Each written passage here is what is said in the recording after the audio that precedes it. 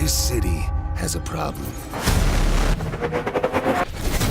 I am here with Michael McIntyre. He is the gameplay director on Batman Arkham Origins. Michael, I have to ask, what exactly does a gameplay director do? Well, a gameplay director is essentially the person who is in charge of the feature team. So this is the team that introduces all the new enemies, all the gadgets, and all the abilities that Batman has. So it's all the things that the player can do and the obstacles that they have to overcome. And one of the things that I've always enjoyed about all the Batman games so far is the variety of things you get to do in the game. Tell me about some of the things that you get to do in Arkham Origins that maybe you couldn't do in previous games. One of the things that we've added that you could do a little before, but you can now do much more, is the detective work. We've introduced a new system called the case file system that allows the player to really dig deeper into being a detective. They use the computer to create a simulation of the crime scene and then scrub through that simulation trying to find evidence so they can figure out who committed the crime and go hunt them down. And we think that this is a nice element to add into what was already a good recipe for being Batman.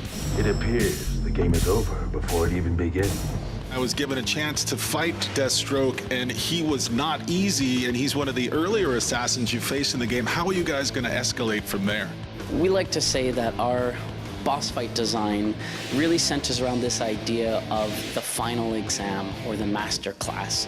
We consciously chose assassins whose abilities would map very well to a core Batman Arkham gameplay subset. In the case of Deathstroke, you were probably really challenged when it comes to free-flow combat, in particular fighting and the ability to counter, because Deathstroke can counter your attacks and turn the tides, turn the fight on you.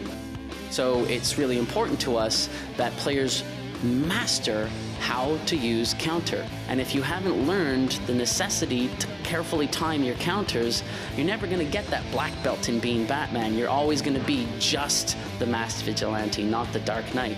And so think of every boss fight in the game custom designed to help you become that black belt, to make sure that you've mastered, whether it be a core gadget or subset of gadgets, or a predator ability, or a free flow combat ability, or a navigation ability, etc.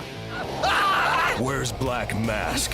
One of the inherent challenges of doing a game that is technically a prequel is you already have this sophisticated Batman and you kind of have to dumb him down, but you kind of have to iterate at the same time.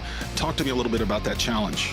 We're playing an early career Batman, but I think one of the things that's important to remember is that he's not an unskilled Batman. He almost never was an unskilled Batman. He had done all of his training before he ever put on the cowl. So fortunately, you're a Batman that can still fight and he can still glide and he can do all those things. You're not playing a Batman who trips over his cape. But what you are is playing a younger, rawer Batman who still goes in head first and he still faces problems head on.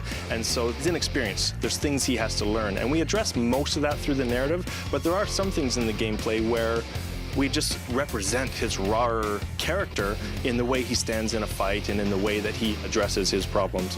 But mostly, narrative really carries that arc that he has from being this raw vigilante to being a more refined Dark Knight. Nice of you to drop in.